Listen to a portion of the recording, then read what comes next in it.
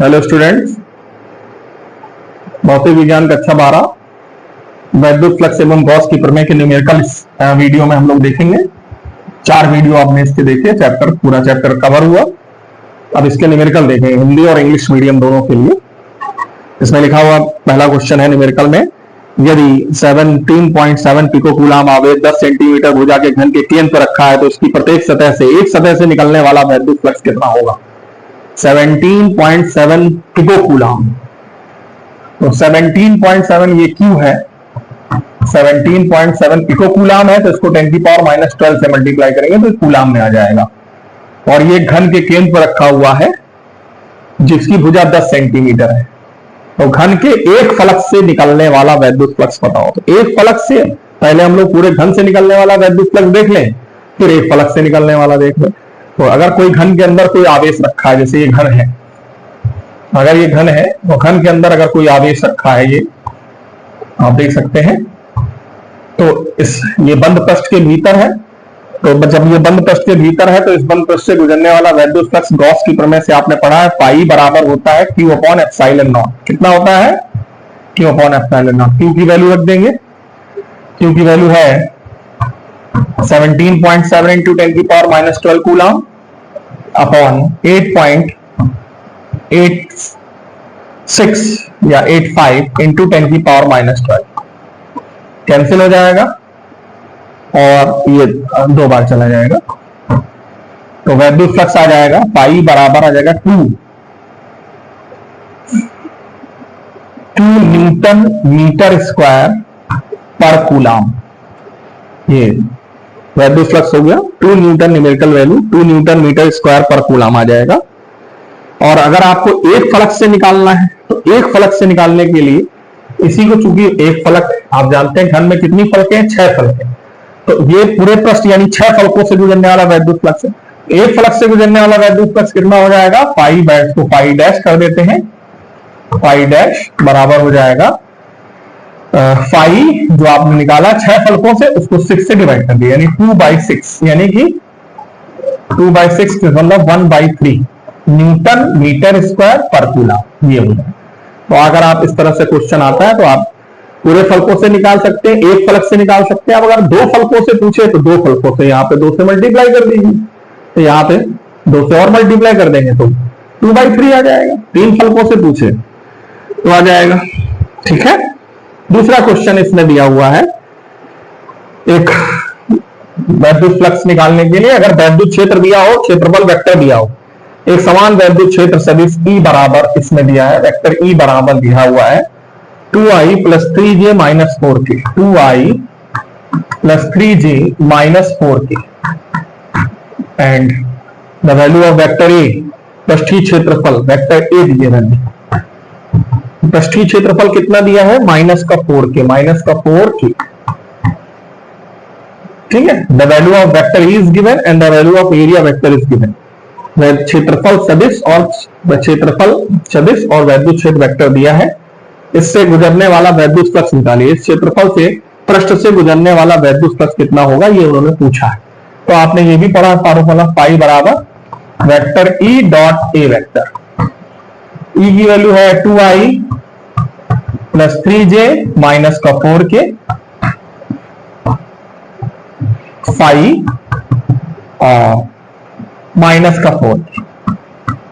Okay, then multiply this, तो i का k से i dot k 0, j dot k 0, k dot k 4 4 जा 16, k dot k is 1, 16 newton metre square पर coulomb आ जाएगा। i dot k 0, j dot k 0, k dot k 1 होता है, 4 4 जा -16 ये आ जाएगा। क्योंकि आप जानते हैं वैद्युत फ्लक्स एक अदिश राशि है, तो इसकी दिशा से कोई मतलब नहीं होता।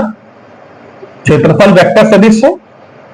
Electric flux is a scalar quantity, it is a dot product of E vector और A वेक्टर। दूसरा क्वेश्चन, इसके बाद अलग अलग पैटर्न पे जो क्वेश्चन है वो आपको बताए जाएंगे, उसी के हिसाब से आपको क्वेश्चन करने हैं। जैसे क्वेश्चन है, एक अनंत लंबाई के एक सीधे तार का रैखिक आवेश घनत्व, ये क्वेश्चन नंबर उसमें दिया है।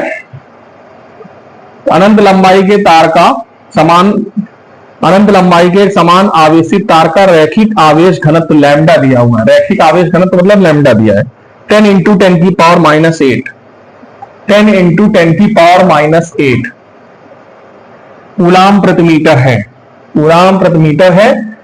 और इस सीधे तार से 2 सेंटीमीटर दूरी पर वैद्युत क्षेत्र की तीव्रता ज्ञात करनी है, r बराबर 2 सेंटीमीटर। इसको मीटर बदल लीजिए, 2 इंटू 10 की पावर माइनस 2 मीटर वैद्युत क्षेत्र की तीव्रता।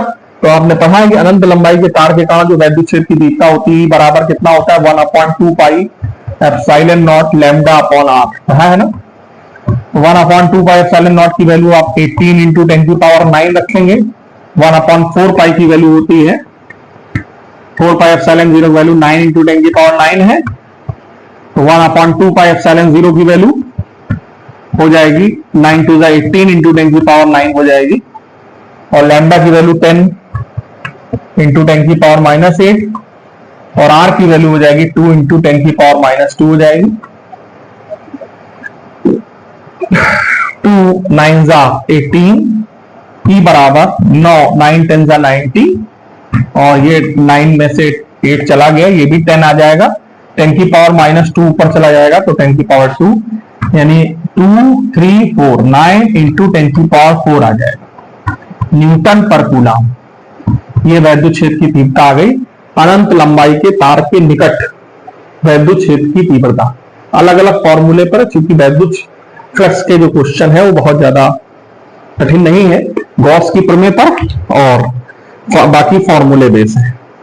जैसे इसमें क्वेश्चन और दिया हुआ है 2014 में आया, धातु की बड़ी पतली 2 प्लेटें एक दूसरे के समीप और समांतर हैं, इनके पृष्ठ घनत्व दिए हैं और इन पर विपरीत चिन्हों का आवेश है, तो प्लेटों के बीच वैद्युत क्षेत्र की तीव्रता कितनी होगी। पृष्ठ घनत्व का मान दिया है। 2 विपरीत आवेशित प्लेटें हैं, क्वेश्चन नंबर इस वीडियो के हिसाब से 4 है। 2 विपरीत आवेशित प्लेटें, एक प्लस का आपने पढ़ा था और एक माइनस है, इनके बीच प्लेटों के जो पृष्ठ घनत्व है वो दिया गया है सीधे सीधे न्यू बराबर पृष्ठ घनत्व का 1.777 इंटू 10 की पावर माइनस 11 कूलाम प्रति मीटर स्क्वायर। ओके, कूलाम प्रति मीटर स्क्वायर है। इनके प्लेटों के बीच वैद्युत क्षेत्र की तीव्रता कितनी होगी, तो 2 विपरीत आवेशित प्लेटों के बीच वैद्युत क्षेत्र की तीव्रता आप जानते हैं new upon epsilon 0। The intensity of electric field between 2 opposite charged plate is E equal to nu upon epsilon not. तो E बराबर E की वैल्यू यहां पर रख देंगे 1.777 इंटू 10 की power minus 11 upon epsilon 0 8.85 into 10 की पावर माइनस 12। इसको भी माइनस 12 बना लीजिए तो ये आ जाएगा 17.77 इंटू 10 की पावर माइनस 12 8.85 इंटू 10 की पावर माइनस 12 कैंसिल आउट 2 आ जाएगा 2 न्यूटन पर कूलाम। E इक्वल टू ये आ जाएगा। This is another question on other formula, अलग फॉर्मूले पर क्वेश्चन है। इसके बाद इसमें एक और क्वेश्चन है गोली चालक से संबंधित क्वेश्चन, देखते जाएं। गोली चालक से संबंधित क्वेश्चन दिए हैं। अनंत लंबाई का फॉर्मूला, 2 प्लेटों से संबंधित फॉर्मूला और गोली चालक। 1.8 मीटर त्रिज्या के गोली चालक को कितना आवेश दिया जाए कि उसके पृष्ठ पर वैद्युत क्षेत्र की तीव्रता 900 न्यूटन प्रति कूलाम हो जाए। आर बराबर आर कैपिटल आर चूंकि त्रिज्या दी है। Question number 6, question number 5 R बराबर 0.1 मीटर है, कितना आवेश दिया जाए कि इसके पृष्ठ पर वैद्युत क्षेत्र की तीव्रता 900 न्यूटन प्रति कूलाम हो जाए। तो E बराबर 1/4 pi epsilon not Q upon R square. E का मान 900 है, रख दीजिए। इसका मान 9 इंटू 10 की पावर 9 है। Q का मान आपको फाइंड आउट करना है, इसका मान 0.01 होगा, मल्टीप्लाई करेंगे इससे तो ये 9 बचेगा, तो 0 खत्म हो जाएंगे और 9 इंटू 10 की पावर 9 होगा इंटू Q कैंसिल हो जाएगा। Q इक्वल टू 1 अपॉन 10 की पावर 9 या 10 की power minus 9 coulomb. Okay, this is and 10 centimetre त्रिज्या। अगला क्वेश्चन बहुत इंपॉर्टेंट, बहुत अच्छा क्वेश्चन। 10 सेंटीमीटर त्रिज्या के धातु के एक अचालक गोले को 1 माइक्रोकूलाम का आवेश दिया गया है। क्वेश्चन नंबर 6, 10 सेंटीमीटर त्रिज्या, आर बराबर 10 सेंटीमीटर है, 10 इंटू 10 की पावर माइनस 2 मीटर त्रिज्या के गोले को 1 माइक्रोकूलाम का आवेश दिया गया, Q बराबर 1 इंटू 10 की पावर माइनस 6 कूलाम का आवेश दिया गया है। इसके कारण वैद्युत क्षेत्र की तीव्रता ज्ञात करनी है। गोले के केंद्र से 20 सेंटीमीटर दूर, अब केंद्र से बाहर 20 सेंटीमीटर का मतलब हो गया फर्स्ट पार्ट 20 सेंटीमीटर दूर, यानी 20 इंटू 10 की पावर माइनस 2 मीटर दूर। तो बाहर जो वैद्युत क्षेत्र की तीव्रता होती है 1/4πε0 Q/r² होगी। इससे लगाएंगे स्मॉल r स्क्वायर, आर ये रखेंगे ये। फिर उसके बाद उन्होंने पृष्ठ पर पूछी है, गोले के पृष्ठ पर। जब आप पृष्ठ पर लगाएंगे तो फॉर्मूला क्या लगेगा, E बराबर 1/4πε0 Q/r² लगा दीजिए। Q का मान दिया है, Q/r² लगा दीजिए। गोले के पृष्ठ पर बाहर देखें, इसका मान 9 इंटू 10 की पावर 9, Q का मान आपके पास है 1 इंटू 10 की पावर माइनस 6, आर स्क्वायर 20 का स्क्वायर 400 इंटू 10 की पावर माइनस 4, 400 इंटू 10 की पावर माइनस 4, या इसको 4 इंटू 10 की पावर 9, इसको लिख सकते हैं 9 इंटू 10 की पावर 3, और इसको 4 इंटू 10 की पावर माइनस 2। इसको डिवाइड करेंगे, 4 2 8, 2.25, 4 2 8, 1 बचेगा 2.25 इंटू 10 की पावर 5, 3025 न्यूटन पर कूलम ये आएगा। और अगर यहां पे निकालेंगे तो 9 इंटू 10 की पावर 9, Q की वैल्यू 1 इंटू 10 की power minus 6, R square, R आप देख सकते हैं 10 के स्क्वायर 100 इंटू 10 की पावर माइनस 4, तो ये हो जाएगा आपका 9 इंटू 10 की पावर 3, और ये देखिए 10 की पावर माइनस 2 बचेगा, जो कि ऊपर जाएगा 9 इंटू 10 की पावर 5 हो जाएगा न्यूटन पर कूलम, ये आपका आ जाएगा। पृष्ठ के भीतर निकालना है। अगर इन्होंने कहा है गोले के केंद्र से 4 सेंटीमीटर की दूरी पर, लास्ट थर्ड वाला पॉइंट है, थर्ड पॉइंट इसी में, गोले के केंद्र से 4 सेंटीमीटर दूरी, इसका मतलब अंदर। और आपने पढ़ा है कि गोले के अंदर जो वैद्युत क्षेत्र की तीव्रता होती है चालक गोले के अंदर 1/4πε0 Q/r3। अब ये लगेगा r डैश का मान दिया 4, 4 इंटू 10 की पावर माइनस 2। अब आप लगा सकते हैं, Q का मान ये रख देंगे, r डैश का मान ये रख देंगे, और कैपिटल R आपके पास है, तो इससे लगा सकते हैं गोले के भीतर। अचालक गोले के भीतर वैद्युत क्षेत्र की तीव्रता शून्य नहीं होती, लेकिन अगर चालक गोला होता तो वैद्युत क्षेत्र की तीव्रता शून्य होती। ओके, एक और बहुत इंपॉर्टेंट जिसपे 3-4 क्वेश्चन दिए गए हैं। अगर कोई आवेशित वस्तु है, मान लीजिए, देखें इधर, अगर कोई आवेशित वस्तु है, एक समान वैद्युत क्षेत्र का मान ज्ञात कीजिए जिसमें अल्फा कण को संतुलित किया जा सके। किसी भी कण को वैद्युत क्षेत्र में संतुलित करना, उस पर बेस्ड क्वेश्चन है। जैसे वैद्युत क्षेत्र ये लगा है, अब वैद्युत क्षेत्र धन आवेश, ये धन है, प्लेट मान लीजिए ऋण है, तो वैद्युत क्षेत्र की तीव्रता नीचे की ओर होगी। इसमें कोई बूंद है या कोई भी आवेशित वस्तु, अगर इसको संतुलित करना, तो आप जानते हैं ये अपने भार के बराबर बल नीचे लगाएगी, और वैद्युत क्षेत्र के कारण जो बल लगता है वो F बराबर Q ही लगता है। अगर ये बल ऊपर की ओर लगे, F बराबर Q, तो बताइए संतुलित होगी जितना बल ये है। अगर ये F का मान mg के बराबर हो जाए, यानी Q बराबर mg हो जाए, तो वस्तु क्या हो जाएगी, संतुलित हो जाएगी कि नहीं हो जाएगी। अब इसको संतुलन करने के लिए अगर ये वैद्युत क्षेत्र की दिशा नीचे है, तो बल ऊपर कब लगेगा, जब ये ऋण आवेश होगा। अगर ये ऋण आवेश है तो आपको मालूम ऋण आवेश पर वैद्युत क्षेत्र के विपरीत बल लगता है, और अगर यही धन आवेश होगा तो वैद्युत क्षेत्र की तीव्रता ऊपर होनी चाहिए, यानी ऊपर ऋण आवेशित, नीचे क्या होना चाहिए, धन आवेश, तभी तो वैद्युत क्षेत्र की दिशा ऊपर होगी, और धन आवेश पर वैद्युत क्षेत्र की दिशा में बल लगे। धन आवेशित अगर कोई वस्तु है तो वैद्युत क्षेत्र की दिशा ऊपर होगी, तभी बल ऊपर लगेगा, और ऋण आवेशित है तो वैद्युत क्षेत्र की दिशा नीचे होगी, क्योंकि इसका भार तो हमेशा नीचे ही लगेगा ना। तो इस भार को संतुलित करने के लिए इतना ही बल ऊपर चाहिए, वो तभी हो सकता है जब ऋण आवेशित वस्तु होगी तो वैद्युत क्षेत्र नीचे होगा, बल ऊपर लगेगा।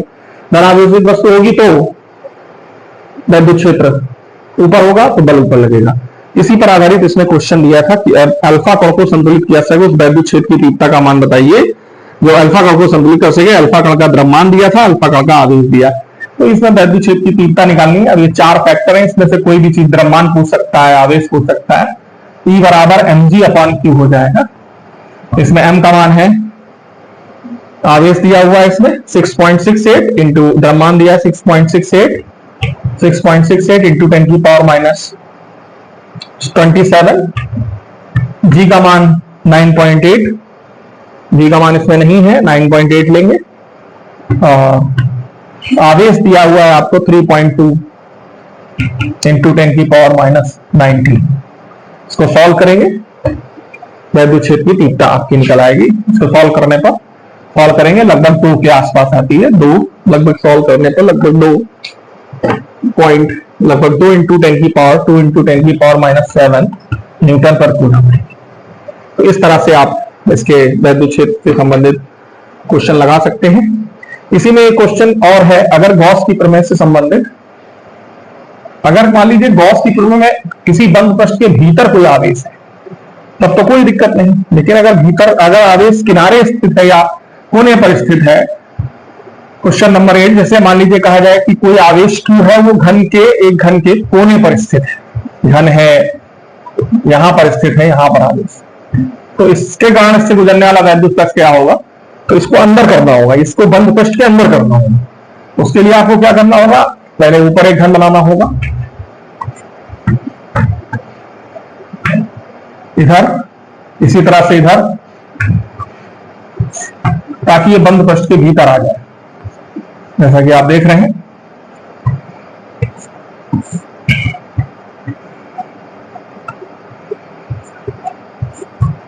अभी आपने देखा कि पीछे से ये अंदर हो गया। अब यही 4 घन अगर बाहर रख दिए जाए इतने इसी तरह बाहर, तो ये अंदर आ जाएगा। तो जब इसको अंदर कवर करने के लिए, पूरे चार्ज को कवर करने के लिए 8 घनों की आवश्यकता होगी। तो 8 घनों से गुजरने वाला वैद्युत फ्लक्स जो होगा वो फाई बराबर हो जाएगा Q/ε। 4 घन आपको दिख रहे हैं, 4 उधर जब आप बाहर रखेंगे तभी अंदर होगा। तो 8 घनों से गुजरने वाला वैद्युत फ्लक्स Q/ε, तो 1 घन से गुजरने वाला वैद्युत फ्लक्स होगा वो फाई बराबर हो जाएगा Q/8ε। ओके